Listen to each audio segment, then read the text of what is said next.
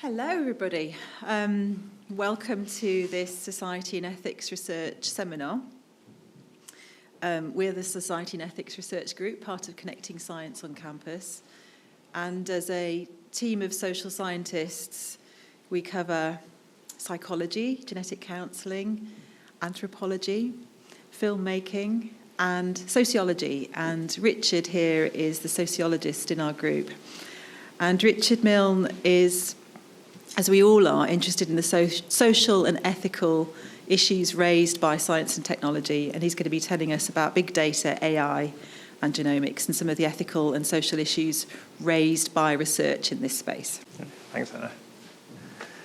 Thanks, everybody, for coming. I'm going to be talking about some work that we're doing in our group, and I think it's important before I start to mention that a lot of the work that I'm going to talk about today is actually has been something that Anna's been working on for several years. And so before there was the Society and Ethics Research Group, there was simply Anna, and now we're all kind of building on what she set up and got in motion. So just to introduce us, there are nine people either within our team or affiliated with the team. We're not all full-time, but we do cover a range of different areas of expertise. And we generally we conduct empirical social science research related to the kind of translational pathway, I suppose, from bench to bedside and beyond within genomics and data-related medicine, data-driven medicine. And in terms of the work that we do, we have some work which is kind of more closely focused around the clinic and genetic counselling. We have some which is maybe about the kind of social implications of developments in genetics, and then a couple of sets of work, a couple of pieces of work, which I'm going to talk about mainly today, which are very much around data, big data, genomic data, and other forms of data. But before I get onto that, I want to set you a quiz. So this is in a kind of Christmas spirit quiz. So I want you to tell me the odd one out of these people. So James VI of Scotland, James I of England, Agatha Christie, Ronald Reagan, and nuns. Okay, and I'll come back to that at the end. So it's something to think about whilst you're listening to me, but thinking about other things as well. Okay. So, biomedical and health data. This is the focus of an awful lot of the work that I do, the kind of questions around data. And probably two main forms of data. So the first being genomic data. So this is on your left is the printout of the human genome, which the public engagement team are very proud owners of a copy, which you can see on campus. And then this on the other side, which is health records. So these are the Lloyd George wallets that traditionally made up kind of general practice health records. But I'm also interested in other forms of data. So the range of what kind of data. So to some extent, all data is increasingly becoming health relevant, whether that's from wearables or smartphone data, or whether that's through technologies like facial recognition. And it's obviously something that is very much a focus of the campus as well. So I've been here for about a year, and it's a place where this kind of question of data constantly comes up. We get the announcements of Sangar's supersized sequencing. This is something that Sanger does. It does big genomic data and EBI as well. So this is from the website, the time taken to produce 1 petabyte of genomic data, down from kind of 20 years for the first petabyte to 35 days for the last one. And as enormous an achievement as that is, it pales to some extent when you put it into the global context of data. So this is a day in data, which estimates that 463 exabytes of data are generated every day. So that's 1 with 18 zeros after it, generated every day. And this isn't all necessarily health data, but 28 petabytes of that every day are generated by wearable devices. by sleep trackers, all kinds of Facebook, all this kind of thing. So we live in this kind of data-saturated environment. And that scale of data, the multiple V's, the ever-proliferating number of V's associated with big data, volume, velocity, variety, veracity, that this is something different to the kind of context that we've worked in before. And it really underpins a lot of our hopes and expectations associated with the future of medicine.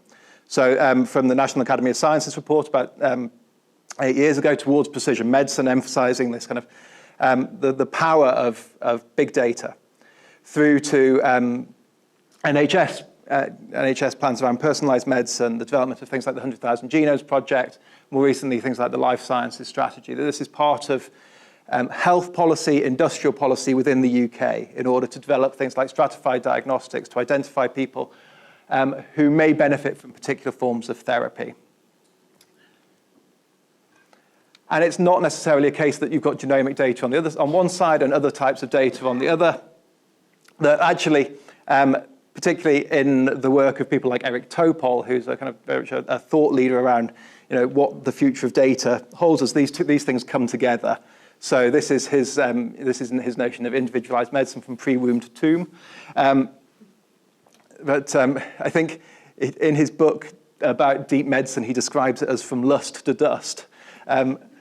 But his argument is that there's a kind of convergence of digital technologies, genomic technologies, and that you're getting this ability to build off both the biological and the behavioral and the lifestyle and all the kind of other forms of information. And you start to see areas where this intersection is potentially becoming really productive. So, for example, efforts to predict cardiovascular risk factors from retinal photography. So that's a project developed by Verily, who are the life sciences arm of the Google group. And it's this kind of ability to apply these like deep learning, machine learning techniques to large-scale image data, other forms of data. Or this example in the bottom right, which is an effort to use machine learning algorithms to phenotype genetic dysmorphologies and to kind of standardize the kind of clinical assessment of dysmorphologies through the use of big data sets. And for those people who came to see me talk last week on campus when I talked about machine learning, I'm not just going to reproduce all the same slides. That's one of the very few pictures that's made it into both. So there is a kind of emerging body of work that is making use of this data and producing genuine clinical potential. In order to do that, though, it's been clear for a long time that these data need to be shared and to be used beyond their original context. So that kind of commitment to making data available has been very much at the heart of genomics since the Human Genome Project, since the agreement of the Bermuda Principles in 1996, and then the Fort Lauderdale Principles after that. And within the work of people like the National Institute of Health and their funding terms. There's an idea that the data have to be able to move to other contexts, to be reused, to be built on, to be combined. And without that, some of these potential uses won't be realized. And so in case you are particularly interested in this area, this is the draft NIH policy for data management and sharing, which was released last week and is currently open for comment.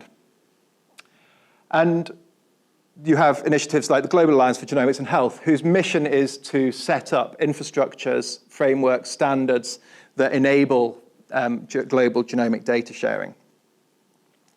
But they also involve addressing, and particularly GA4GH has been involved in addressing some of the challenges associated with genomic data sharing and other forms of data sharing. And there are two particular ones that I want to dwell on. The first is around data misuse and the threat to privacy. And relatedly, this kind of questions about who is it that's using data, who are we happy to use our data, and how does that relate to our trust and in the actors who are using data, and what does it mean for those actors to be trustworthy? And then questions of justice, equity, access, and bias. So just to talk first about data misuse. So this is the idea that the more data there is available, the greater the potential there is for unintended uses, for uses beyond those purposes for which we originally intended them to be, or for deliberate misuse, which might lead to breaches of privacy. And they may then result in things like stigmatization or discrimination on the basis of data that we'd never expected to be used for that. And this kind of challenge to genetic and genomic privacy is something that's becoming increasingly pressing. It's no longer the case necessarily that it's your own data that you may be concerned about. It's also the data of others. So this is a commentary by Eve Moreau, which was published last month in Nature, about the threat to genetic privacy associated with the rise of direct-to-consumer genetic testing.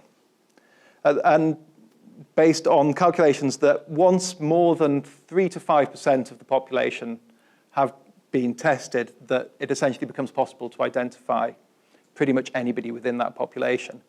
And so we're now at the point where about 5% of people in the United States have had some form of DTC test. So in theory, genetic privacy is no longer, may no longer be possible in that context.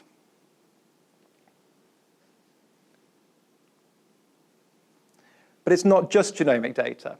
So this is this is from a systematic review published last year of the types of demographic information that may be inferred from a kind of web browsing history or from your digital footprint, it was described.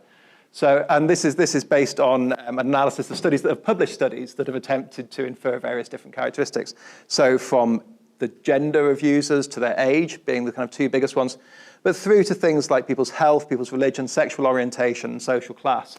So some of these that fall very clearly in this kind of idea of what's a protected characteristic within data protection. Or again, to go back to that idea that any data potentially becomes health data. This was a piece of investigative journalism conducted by the Financial Times last month, where they looked at the ways in which information was shared from websites to advertisers. Because as we know, when we go to a website, our searches, our clicks are then passed on, and the way in which the websites make money is that's monetized in order to be able to use for advertising marketing. And they were looking at the types of things types of information that was being passed on. So, for example, people searching about their prescriptions, and people searching about things like having had a drug overdose from one of the kind of most popular online medical websites, WebMD. And this information was then being shared with marketers, including Facebook. And there's a kind of question about what inferences may be made on the basis of those data, or considering abortion being shared with companies, including insurance companies, from websites like Healthline. And so the Financial Times did a very nice job of mapping some of these different flows of data. So there are kind of genuine concerns about how you protect privacy, how you protect particular characteristics, and what we give up in return for it in that context. But there's also the question of that immediately comes up once you start talking about privacy. It's like, who is it that we're actually sharing these data with? In a sense, if WebMD was sharing things with the NHS and that was being flagged up, that you might, that this may be something that should be incorporated into your health record, or something that a GP might want to have a conversation with you about, you might be less concerned about it. And this has always been this idea that it's not necessarily the sharing of information, it's the sharing with whom. And it goes back within genomics, this idea of genomics as being a kind of common heritage that should be open to all, very much in the kind of the work of John Sulston. And in contrast with perhaps in the 1990s, particularly the idea that genes and products of genes could be patented, or the idea that data in the kind of 23andMe sense is somehow a kind of proprietary asset. But again, it's not just genomics. If you look at the conversations around the collaboration between the Royal Free Hospital and Google DeepMind, not necessarily a case I think it's important that it's not necessarily the case that legal or ethical frameworks have to be breached. It's about the question of who it is, who we trust, and who we're happy to use our data. So here with the Royal Free sharing with DeepMind, created a deep unease in terms of the use of our medical records. And this is something that's coming up again and again. So this is, again, from last week or the week before, Google's Project Nightingale. This was the collaboration between Ascension Health, which is one of the largest US health providers, and Google, which the Wall Street Journal highlighted as showing how Google was accessing the personal medical information, so not anonymized medical information of users of Ascension Health. And then over the weekend, as I was writing these slides, again, this came to the fore again. So the use of data from the CPRD, the General Practice Data Registry, the essentially data use that doesn't breach any ethical or legal things, but nevertheless, in the current context, cultural and political context, raises concerns. Or Amazon's collaboration with the NHS around the use of the kind of NHS online health information. The idea that Amazon is somehow making a benefit, a free riding upon NHS data.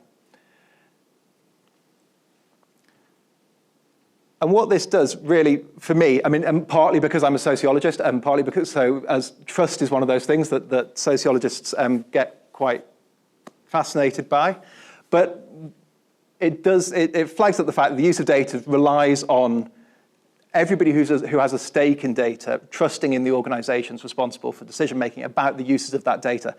And if that trust isn't there, then what we can term the social license for data use may be lost. And the prime example that comes out again and again is the example of care.data, in which so this is the kind of plan to make UK general practice medical records more available for research purposes, or even for care purposes. And the point at which the trust in the framework that was set up to do that was lost, and the entire enterprise kind of came down. So that's the kind of question around the uses of data, the question of who's using the data. But there's also a very important set of considerations around, broadly around the idea of justice. And this is something that's fairly fundamental to kind of modern conceptualizations of bioethics, biomedical research ethics. It's this question of who ought to receive the benefits of research and who ought to bear its burdens that was raised in the Belmont report in the late 1970s in the United States, following kind of some of the medical ethics scandals of the mid-20th century, particularly the Tuskegee study. But it's also there if you go back to the late 1940s, in the Universal Declaration on Human Rights, the idea that everyone has a right to participate in cultural life and to share in scientific advancement and its benefits. So this question of who is it, how do we maximize the benefits across society? And this is a problem for genetics at the moment. So you've probably come across slides like this that show that if you look at the ancestry of individuals held in GWAS catalogues, 78% of them are of European ancestry. And every other ancestry population is far, far less represented. So this is from a paper in Cell that was published earlier this year. And that then has implications for the delivery of genomic medicine based upon that. So this is from, this figure's from Alicia Martin, whose paper in Nature Genetics talks about the potential for polygenic risk scores based on information which is based on data which are not which are not representative of the populations, of the kind of global ancestry populations. The potential that they will exacerbate existing health inequalities, that the people on whom data is held are often those who are best served within a population, which raises concerns about the kind of potential future applicability of things like polygenic risk scores. So this is a commentary on polygenic risk scores for schizophrenia, which argues that the polygenic risk scores derived from European subjects cannot currently be applied to non-Europeans, limiting their potential usefulness in clinical settings and raising issues of inequity. It's not just genomics. Again, this is looking at, so that the Obermeyer paper looks at the distribution of health data in the United States and algorithmic decisions based upon that data, and finding that if you're from a Black American population, you're half as likely to receive care. But the fact that the algorithm is learning based on the money that is spent on the populations, on the within the data that's put into it. So it kind of essentially starts to reproduce human biases. And if you want to follow more upon this, I keep plugging this book in my talks, but it's a fantastic discussion of how the kind of development of new algorithmic tools potentially serves those people who already, it serves those who are already the best served the most, and those who aren't the least. Yeah. So to some extent, there's a technical challenge at the base of that, which is how do you get better data on on broader populations?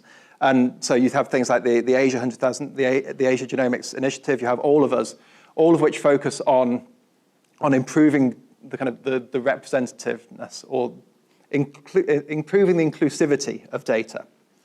But it's also an ethical challenge because you have this balance between how do you protect the interests of the kind of around the misuse of data, the right to kind of the right to privacy and protection from stigma and discrimination, particularly among those populations which are excluded from the data, whilst at the same time maximizing social benefit from scientific research. And this is this kind of finding this balance between the kind of private interests and common interests, and this kind of, and also recognizing the fact that they're not necessarily in tension, that that we all derive collective benefits by contributing to them, and that collective benefit as a whole is best realized when every individual trusts and supports the system. So there's a kind of, it's not always a clear distinction. Which brings me back by a slightly circuitous route to my title, which was about this kind of idea of socially responsible research. And really, it's about realizing collective benefits from data, and it means ensuring that data collection, sharing, and use are done in a manner that ensures, to borrow terms from the Nuffield Council report on biodata, collection, linking, and use of biodata, respect for persons, for individual privacy, respect for human rights, including that right to benefit from science, and then participation across an inclusive participation, and accounting for decisions that are made about data. And that involves incorporating the voices of multiple stakeholders within discussions about data. So the Nuffield Council goes on to talk about the fact that people who are making decisions about data should take steps to discover how people do, in fact, expect their data to be used and engage with those expectations. The GA4GH framework for responsible sharing of genomic and health-related data talks about facilitating deliberation about the wider societal implications of genomic and health-related data sharing among all citizens, stakeholders, especially citizens. And that's where we come in. So this is the society, to bring you back to the Society and Ethics Research Group. One of the things that's been fascinating as coming into the group and working here over the last year is the potential that comes from working in a group that is partly embedded in the clinic. We have a group of active genetic counsellors within the team, but we're also based here on campus. We get to come and give talks to scientists. We get to talk to those people who are working with data, who are generating the data, and actually kind of try and understand that stakeholder perspective. And we're also doing empirical research around broader stakeholder perspectives on genomics, data, and society. And that's what I want to talk about probably for the rest of my time today, is around this study that we've been running for the last 4 years, that Anna has been running, and that the rest of us have come and jumped on because it's interesting. So your DNA, your say, and this is global public views on sharing genomic data. And so it's been led by Anna, but it's been very much been like a team project. So Lauren has done a huge amount of work on this. Kate Morley is our statistician, and and Jerome Atoturno, who's a PhD student who's currently starting work around the Ghanaian sample.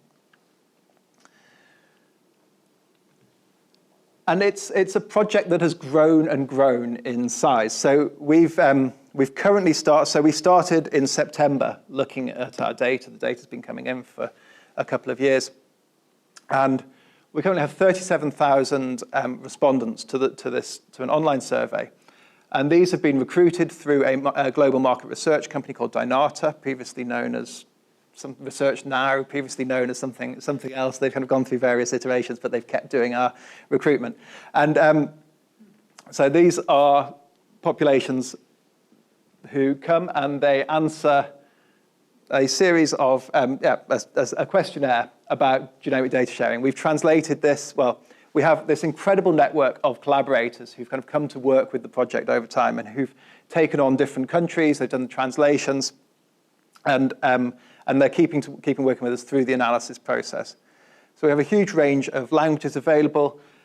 The people who come to the survey answer the questions and they can watch a series of videos that aim to articulate genomic data sharing, a kind of fairly abstract concept, in a way that makes it something that people can connect to and engage with in the context of their everyday life. So these are the countries that we've currently recruited in, and we have a few more that are potentially coming in over the next few months, including Ghana, as I mentioned, Qatar, and Iceland. And so this is our kind of your DNA, your say map of responses. The darker the color, the more people have responded. But we've kind of we've managed to go quite well around the world from east to west. We haven't done quite so well north to south. We still would like to recruit more respondents in Africa. And what we've been asking people about is around their willingness to donate their DNA and health data for research uses, and exploring what it is that shapes that judgment, the judgments and decisions that go into that. So, just to start to give you some an idea of what this data looks like.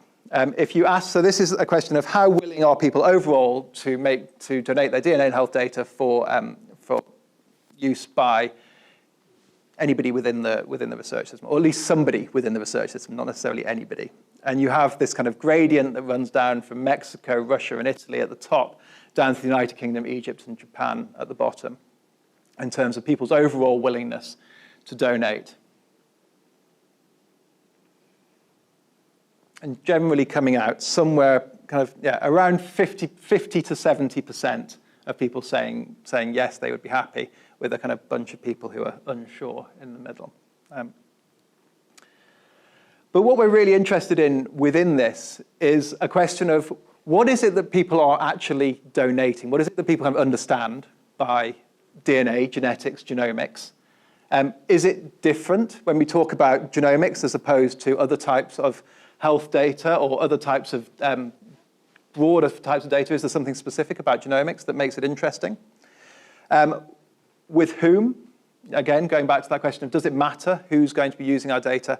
And then this kind of question of why do people feel, what is people's perspective on why they're donating the data? What is it that's important to people within that? So, one of the first questions that we ask people is, are you familiar with DNA, genetics, or genomics?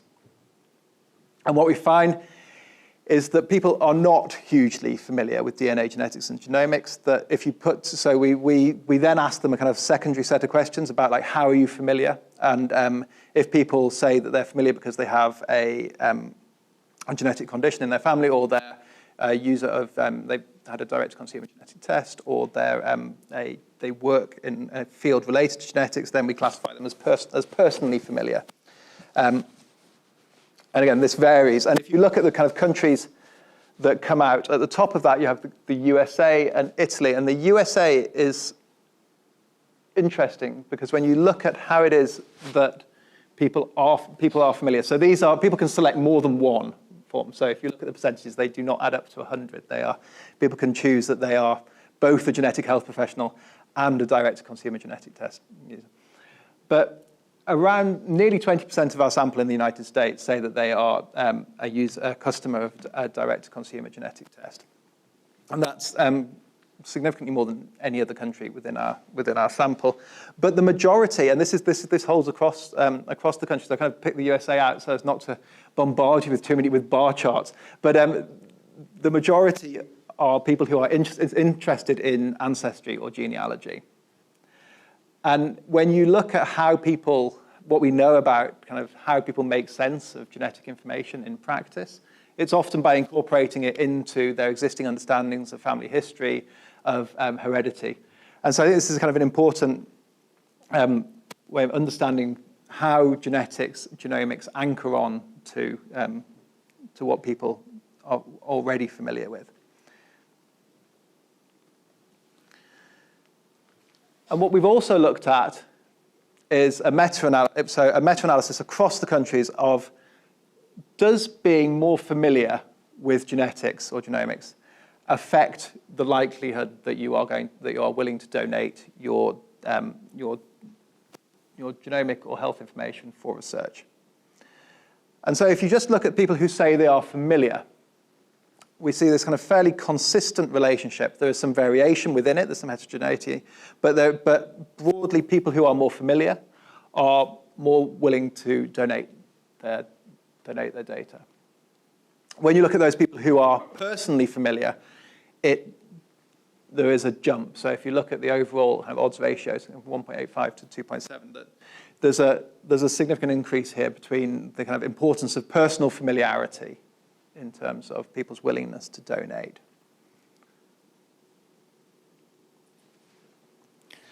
So in terms of familiarity, we can conclude that overall, the familiarity with genomics is, if not low, it's not high. It's not something that is salient to most people within their daily lives. Those people who are most familiar with DNA are more willing to donate, and those people with personal familiarity are the most willing to donate. But I think what's really important to point out is the framing of what it is that we're trying to ask people about, because we're not asking them about, do they know, could they identify, could they tell us the four base sequences, the four bases of DNA? Can they read a genetics paper? It's not about knowledge, it's about familiarity. It's about the kind of fact that this is something that resonates with them in their everyday lives.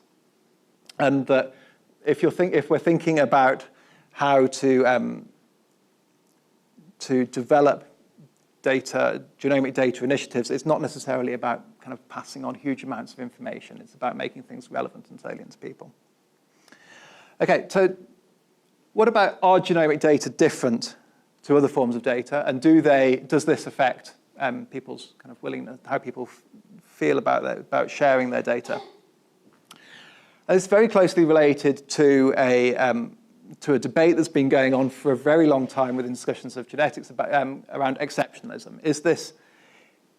Does genetic information merit specific protections that other forms of information don't have because it has characteristics like being shared and familial or predictive? And so we asked people about whether they agree or disagree with the statement that, for me, DNA information is different to other medical information. And there's quite a lot of variation around that. So it kind of falls out around the middle. But what I want to pull out is the fact that there seems to be two groups of countries that you can kind of start to identify. The first is those who are very clear that DNA is different to other types of medical information. So the proportion of people who say yes to that question. And so there's a group of Argentina, China, Italy, Mexico, and Portugal, where over 60% of people say that, yes, this information is something different. On the other hand, you have a group of countries where fewer than 40% of people agree with that. So Belgium, India, Russia, and Switzerland. And one of the things that's fascinating with this data, and that really kind of, as we start to and go through the analysis, is trying to work what on earth is going on here. Why is it? I'm not going to give you any kind of huge answers on this because I think because this is something that we're still really kind of pursuing. It's like, Why is it that in these countries DNA seems to have a status that it doesn't necessarily have in these countries? What is it that we can start to unpick about the kind of cultural meanings of genetics, the social, political, and economic framework around genetics or around data as a whole, health data? And again, we've looked at whether seeing DNA data as different is associated with how that relates to the willingness to donate. And we see some relationship. So there's quite a lot of variation here, as you'd expect, because the variation in whether people see DNA data as different or not is also there's also quite a lot of variation there. But overall, we do find that in those countries where genetic information is seen as different, people are more willing to donate. And this is something we've gone into in more detail in a paper that was published with kind of a very good time last week. So this is around looking in more detail at the data from the USA, UK, Canada, and Australia. And we found that those people who saw genomic data as different were more likely to be those who were also familiar with or have personal experience with genomics. Interestingly, they were more likely to see genetic information as having personal and economic value, which kind of follows, if this is something special, then it must have value in that sense. They were more likely to make decisions about donation based on whether they could obtain a copy of their own raw data, which again, if this is something different, then there's a kind of value to having it. And that's something that replicates what's been found in studies in the US. And then one of the clearest findings was that those people who had both personal experience and thought that genetic DNA information was something different were far more likely to be willing to donate their anonymous DNA and medical information for research than those without.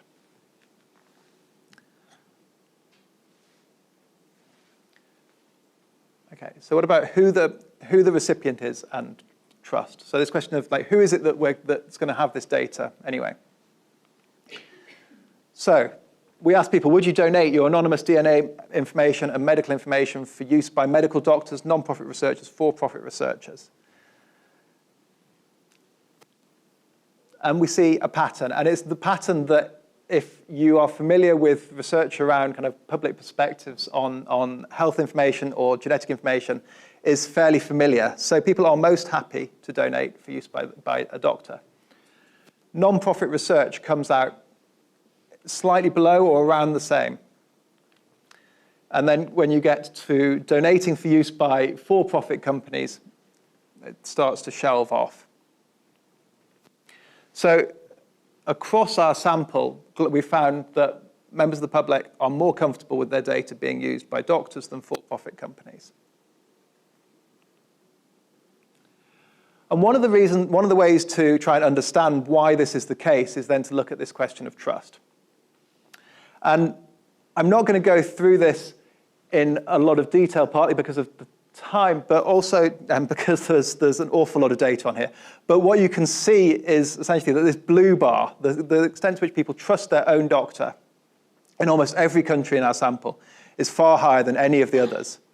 There is some variation within the others, but this people's own doctors consistently come out as those who are most trusted with DNA and health information. And that this trust has a huge effect on people's willingness to donate. Again, we've gone into this in a bit more detail in data that so the data on the English-speaking countries was collected slightly in advance of the others, so we've had a chance to kind of have a run at that. And we did, within this English-speaking data, the kind of predominantly English-speaking countries, we looked at that data and looked within the countries as a group, rather than kind of comparing between them. And one of the things we did was try and understand what characteristics are associated with being more trusting. So these are within our latent class analysis. And the model that fitted best had these kind of three classes, which we've termed the high trust class, the low trust class, and the variable trust. And we found that members of this high trust class were more likely to be under 50, they were more likely to be male, they're more likely to have children, have personal experience of genetics, hold religious beliefs, and be within our sample from the USA. And what's interesting about this is when you think about how people trust and who people trust. Those people who are potentially more likely to trust are often those people for whom trust is less of a gamble, that they may see themselves in the people who make decisions, and therefore you have somebody like you making a decision about you, you're more likely to trust them. So decision makers around health data, around genomic data, tend to be 50 or thereabouts, male, and have personal experience, but at least 50 or abouts or male. There's also questions about your relationship with a system. So the different ways in which you might think about how people give trust. People might get trust in a framework that protects data that's kind of governed in some way, or people may make trust based on individual interactions with people. And so you could argue that that those people who hold religious beliefs may have a greater belief in systems. That's or you may not. But anyway, but what we're kind of interested in is the fact that you can pull out these two groups, particularly those who trust everybody, and those who trust their own doctor a little bit, but essentially nobody else. And that there is this group in the middle who are those who are kind of driving overall our pattern of kind of trust shelving off across different groups. Again, we found that willingness to donate was strongly associated with being in this high trust group. And the high trust group were less likely to be concerned about misuses, so as you might expect. But this one was fascinating. This was a fascinating finding, that negative experience of data access online. So we asked people early on, have they had any negative experiences with their data being accessed or misused? And actually, it was the high trust group who were most likely to have experienced this, which is one of those nice kind of quirks of the data, but essentially it makes sense in that if you are most trusting, you're more willing to put your data out there, and therefore it's probably going to get misused at some point. But it was also interesting, the high trust and the variable trust groups who are more likely to be reassured by laws around donation. So essentially, if you don't trust the system that's making the rules, then you're probably not going to be massively reassured by new rules. Okay, and then to finish off with, I want to talk about this why and what it is that involved in building trustworthy data. So we asked people what information would help you trust the people asking you to donate your DNA or medical information. And we gave people a list, and this is the kind of, so the things that came out top across the countries. And overall, the things that came out, so the second one here, the withdrawal option, some of these are things that are codified in ethics frameworks and law. So the ability to withdraw from research, for example, is a kind of fundamental principle of ethics. But the thing that came out top was this question of who benefits from donating DNA or medical information. And fairly closely related, how do other people benefit? And who's using the data? So, who's using it for whom? And one of our kind of key messages is this idea that trust might be increased by the kind of clarity about who's going to use the data, for what purposes, and who's going to benefit. And it very much ties up with discussions that are going on at the moment around things like the social contract for genomic medicine in the United Kingdom. So this idea of what's the role of, when people participate in research or they donate their data, what do they expect back for themselves? What do they expect back for society as a whole? Or do they not expect anything back? And how do we establish a framework? So how do we create the right framework to realize the benefits for patients in the NHS? There's questions that are ongoing at the moment about what's that trade-off to go back to those kind of balancing. How do we establish what might be considered fair value within the kind of NHS context for the use of data? And who are we aiming to orient these benefits towards?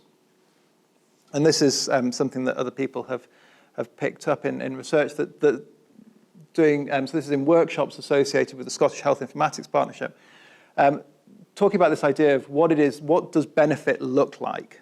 And it's this kind of wide, so they pulled out two things really. One is that there's the kind of widest public benefit for all, but also the value of aiming to primarily benefit vulnerable groups. And I think that's the kind of, as we think about how we might respond to this kind of question of who benefits, like where do we take this? What is it that we're trying to focus on within that? So I will wrap up there. Just to conclude, so attitudes towards genomic data sharing across our countries are relatively consistent, particularly around that question of to whom do we give our data. But interestingly, this question of the kind of fact that DNA and genomes are not the same for all people everywhere. Things like familiarity, the question of how we see DNA, who's using data, and trust clearly do shape people's attitudes towards sharing genomic data. And that trust is influenced both by the kind of ethical and legal protections that we have already, but also by this kind of this question of the clear and defined benefits. And in terms of the kind of challenges and the ways that that might affect our practice, I think there's a continuing need, and there has been a need for a long time, to be clear and transparent and articulate about the purpose of partnerships between medical researchers, non-profit, for-profit. Making it clear who's going to benefit and how from the use of data, and who is excluded from the data and why have they been excluded, being more explicit about that, rather than, I think one of the papers I talked about described populations as having been overlooked. And I think if you frame a population as having been overlooked, it masks an awful lot of historical reasons for why populations have been overlooked.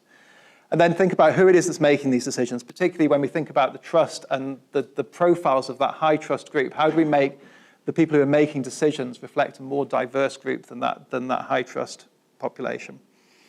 And thinking about, as we build kind of global systems for data sharing in genomic medicine, in a situation where people trust their own doctors more than anybody else, how do you ground global initiatives in local relationships?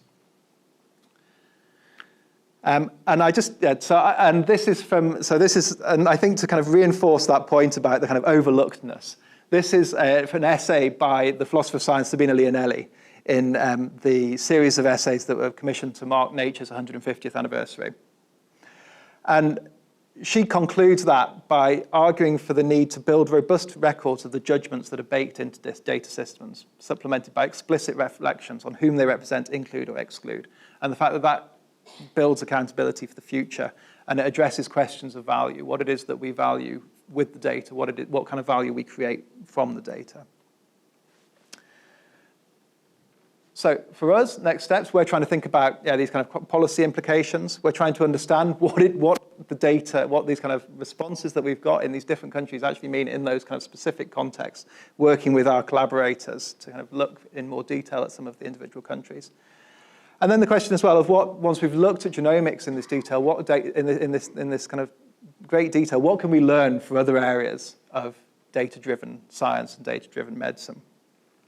Which brings me back to my quiz. Would anybody like to venture a suggestion as to who is the odd one out?